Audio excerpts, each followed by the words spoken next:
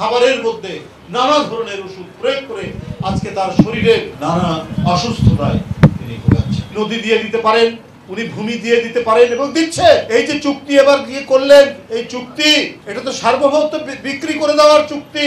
মা যেমন তার আঁচল দিয়ে সন্তানকে বিপদ থেকে রক্ষা করেন, ঠিক তেমনি এই নেত্রী তার সমস্ত সহানুভূতি, তার সমস্ত ভালোবাসা দিয়ে এই জনগণকে ছেড়ে তিনি কখনো পালিয়ে যাননি দেশ ছেড়ে।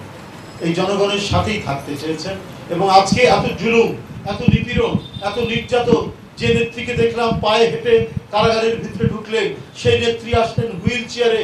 আজকে একের পর এক রোগাক্রান্ত, একের পর এক অসুস্থতায় তিনি ভুগছেন। এটার অন্য কোনো কারণ নেই, এটার অন্য কোনো নতুন করে ব্যাখ্যার কোনো প্রয়োজন পড়ে না। একমাত্র এই চক্রান্ত নীল নকশা হচ্ছে শেখ হাসিনা।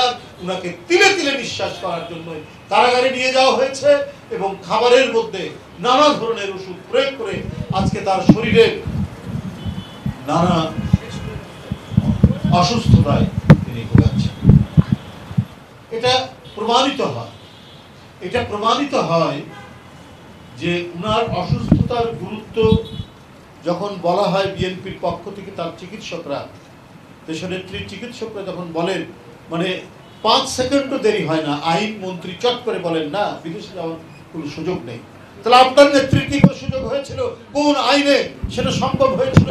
কিভাবে তিনি গিয়েছিলেন? কারণ তার মধ্যে হচ্ছে আতাত, দালালির একটা মনোবৃত্তি আছে, আর খালেদা জিয়ার মধ্যে দালালির কোনো মনোবৃত্তি নেই বলেই আপোষহীন এবং সাহসী এই নেতৃত্ব, অত্যন্ত দৃঢ়চেতা এই নেতৃত্ব জনগণকে ছেড়ে যায়নি বলেই আজকে শেখ হাসিনার সমস্ত রাগ, সমস্ত ঈর্ষা, সমস্ত আক্রোশ, সমস্ত প্রতিহিংসা তার উপর দিয়ে আজকে নানা জটিল রোগে আক্রান্ত করে তাকে ধুকে ধুকে দুনিয়া থেকে সরিয়ে দেওয়ার চক্রান্ত চালিয়ে যাচ্ছেন শেখ হাসিনা।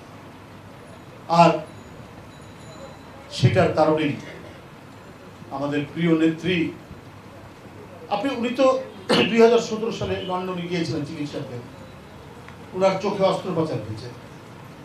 ওবায়দুল কাদের সেদিন বলেছে না বেগম খালেদা জিয়া ফিরবেন না? পলাতক তো আপনারা, ভীরু তো আপনার নেত্রী। 75-এর 15ই আগস্টের সেই মর্মান্তিক ঘটনার পরে কই উনি তো ছুটে আসেননি। তার পরিবারের উপর দিয়ে যে বিয়োগান্তক ঘটনা ঘটলো, তাৎক্ষণিক না আসলে 1 মাস পর, 2 মাস পর, কই উনি তো ফিরে আসেননি। তিনি সব দিক যখন নিশ্চিত হতে পেরেছেন তখন তিনি ফিরে এসেছেন। সেটাও এসেছিলেন বিএনপির আমলে, সেটাও এসেছিলেন শহীদ জিয়াউর রহমান সাহেবের আমলে। সকল নিরাপত্তা তিনি পেয়েছেন। বরং উনি আসার 13 দিন পর শহীদ জিয়াউর রহমান শহীদ হলেন। এগুলো কিন্তু মানুষ ভুলে যায়নি, এগুলো সকলেই মানুষের মনে আছে। দেশকে নেতৃত্ব শূন্য করা, দেশকে দেশপ্রেমিক নেতৃত্ব শূন্য করা, জাতীয়তাবাদী নেতৃত্ব শূন্য করার একটা গভীর মাস্টার প্ল্যান বাস্তবায়ন করছেন শেখ হাসিনা, যাতে উনি অনেক কিছু বাংলাদেশ থেকে দিয়ে দিতে পারেন। উনি নদী দিয়ে দিতে পারেন, উনি ভূমি দিয়ে দিতে পারেন এবং দিচ্ছে। এই যে চুক্তি এবার গিয়ে করলেন, এই চুক্তি এটা তো সার্বভৌমত্ব বিক্রি করে দেওয়ার চুক্তি। অনেকদিন আগে আমরা বলেছিলাম একটা 50 দফা উনি গোপন কিছু চুক্তি করেছিলেন, কিছু প্রকাশ করছিলেন গোপন, এটা জানতাম না। এখন প্রকাশ পাচ্ছে দিনকে দিন।